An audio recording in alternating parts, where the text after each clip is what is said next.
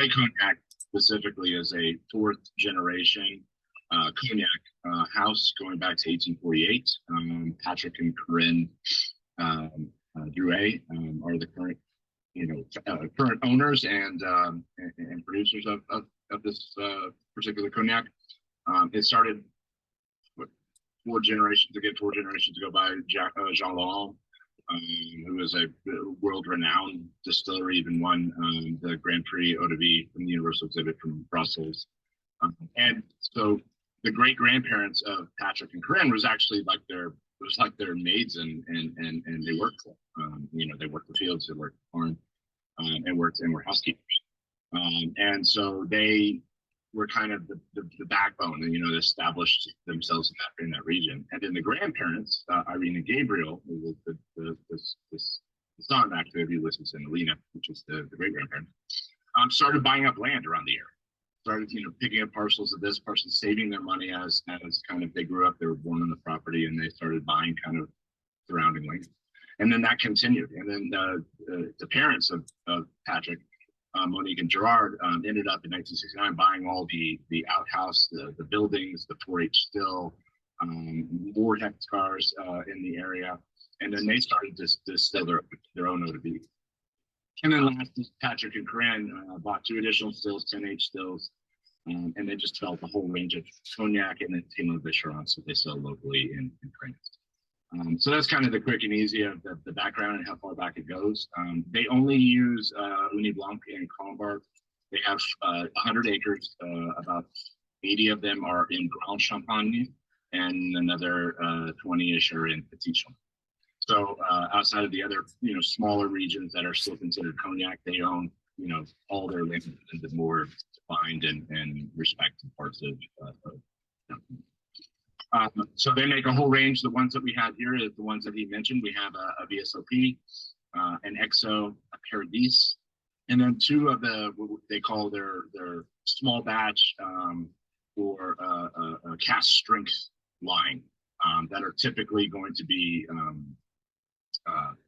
like barrel finish or done in a specific way that's much more unique from what they do traditionally. So if you want to, we can jump right into the VSOP. Okay. And so a typical VSOP by law is aged 4 years minimum. Some of the more traditional brands, your the Hennessy's and Crossier, et cetera, are going to to maximize profits, and they're going to do it at that straight minimum typically. Maybe a year or more.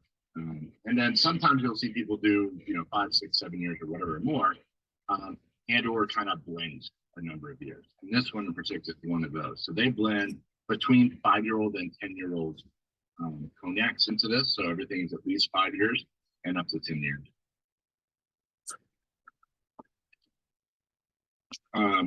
This one is mostly Ugni Blanc, and most of the tequila cognacs that they do are going to be a majority of Ugni Blanc and a little bit of Colombard. If you're not familiar with the taste profile of those in particular as grapes, Ugni Blanc is the same grape as Trebbiano.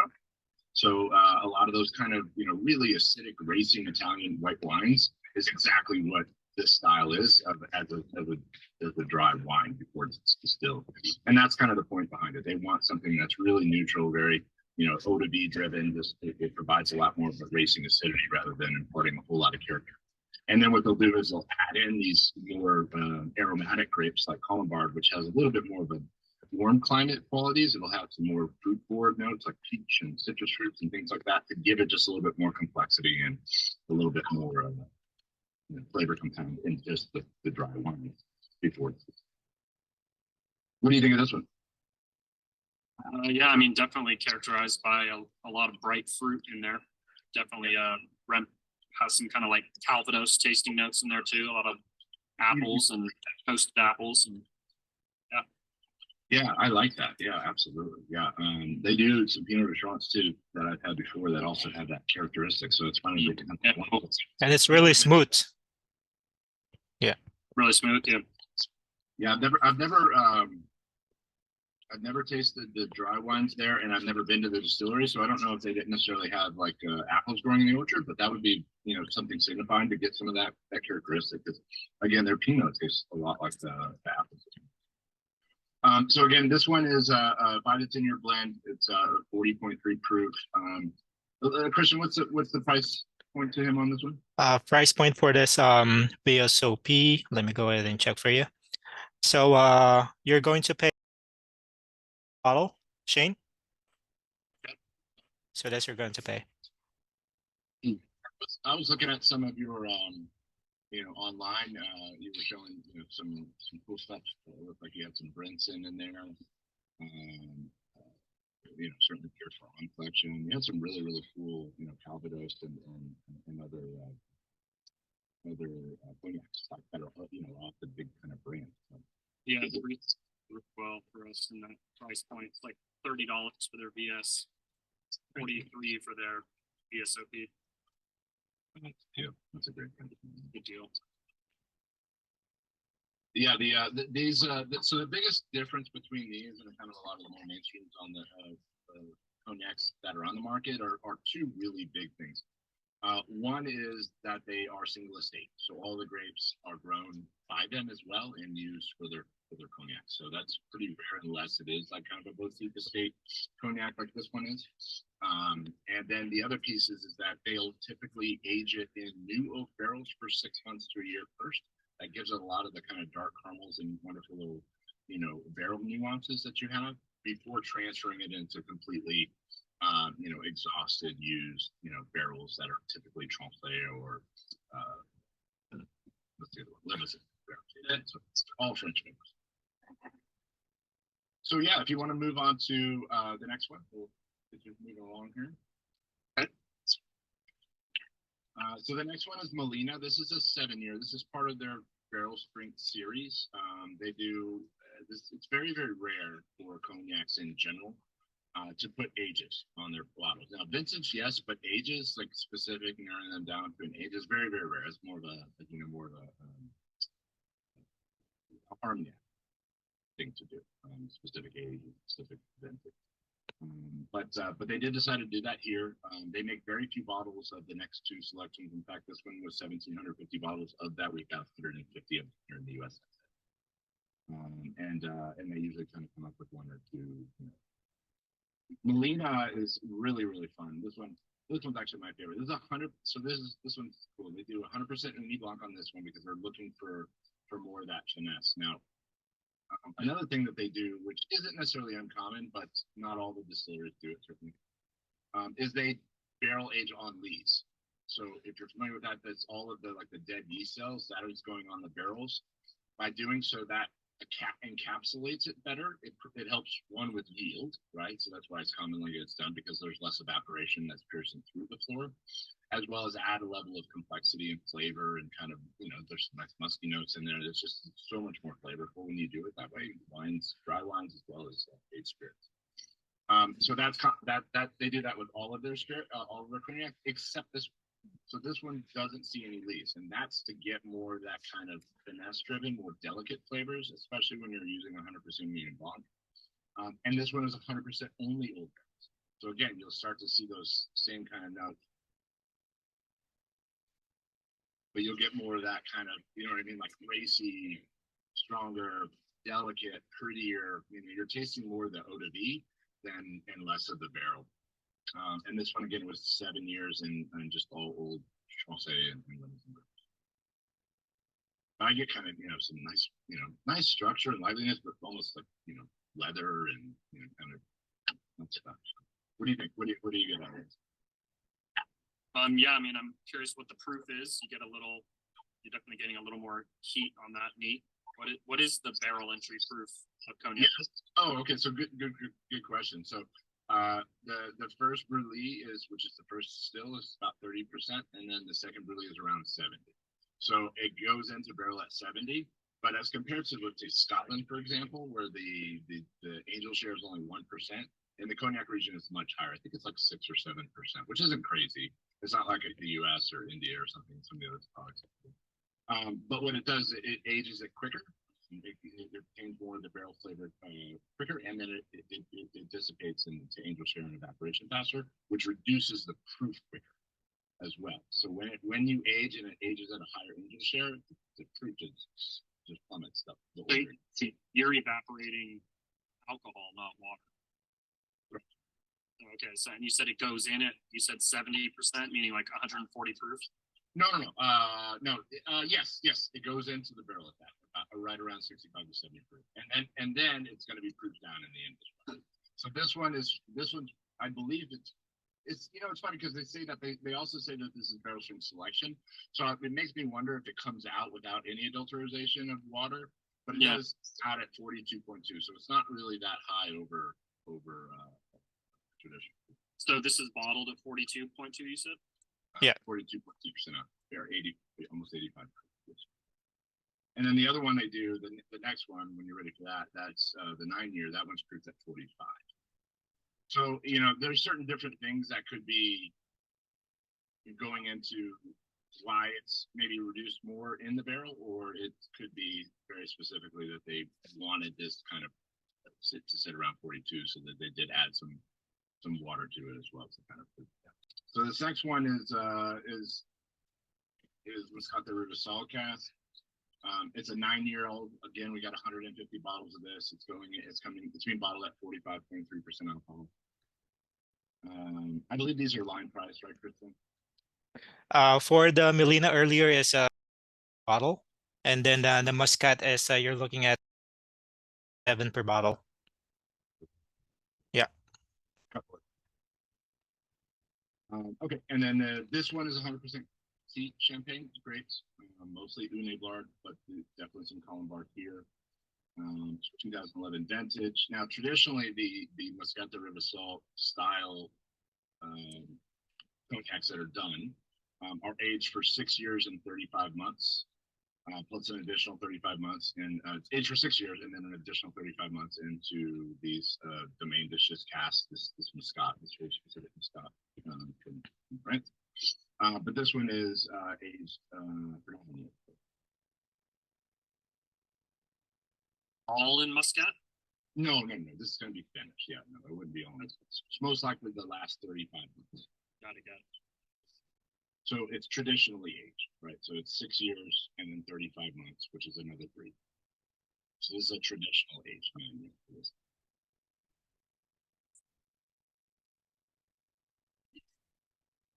Now this one you'll get more of not only more of the kind of the barrel influence, but certainly more of that Cognac influence. So you'll get some caramelized pear, and I get a little bit more of that. What do you think?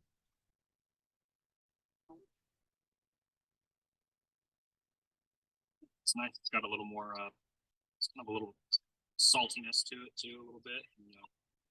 Gives it more structure. Mm-hmm. Yeah. More texture. Maybe some kind of some ocean influence a little bit right there. Yeah, I just find a lot of these ex-wine casks some type of savory component. Yeah. Yeah, especially in this kind of thing. Nice. So let's move on. This is the next one would be the XO. We've got a couple more. As you know, XO by law has to be aged 10 years minimum. This is aged these are a blend of 20 to 25 years aged whiskey. So this one is bottled at 40.3%. All Grande Champagne. This one got 95 points, Wine Enthusiast. 2 years ago, we got Distillery of the Year from the Bartenders Awards. The name is Ulysses. It pays homage to the great grandfather who started it. But yeah, I mean, very, very much traditional of that kind of rancio style.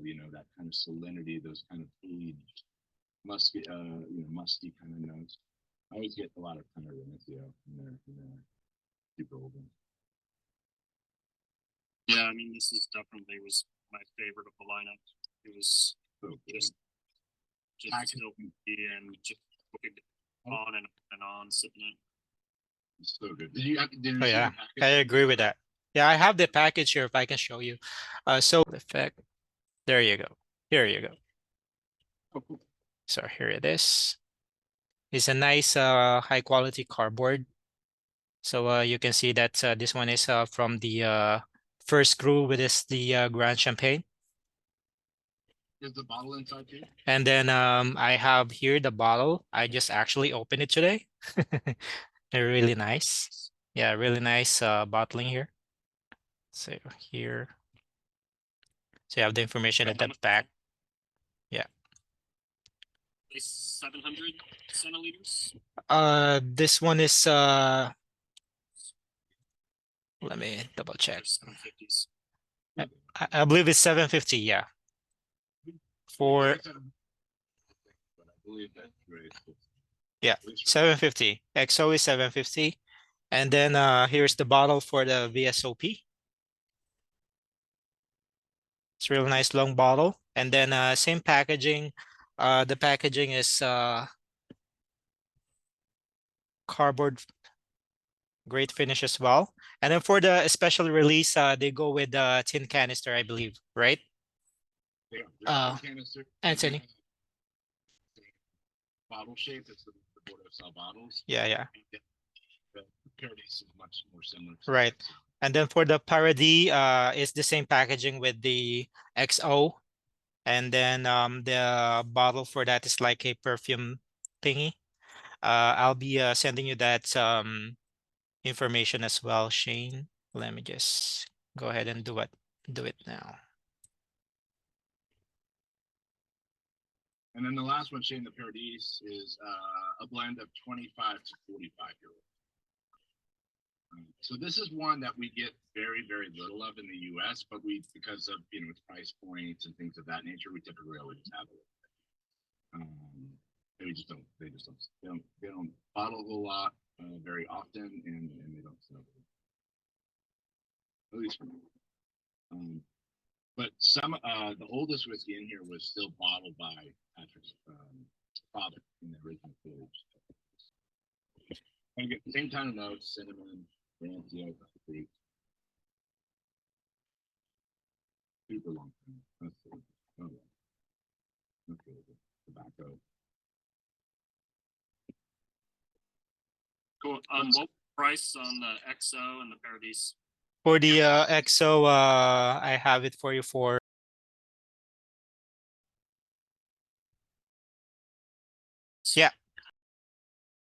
around that per bottle.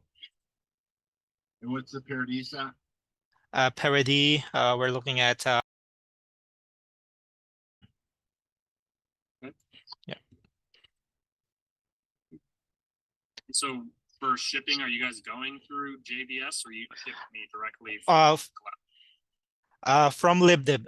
You have an account with LibDib already, right? So all Drouet cognacs, you can purchase them through LibDib.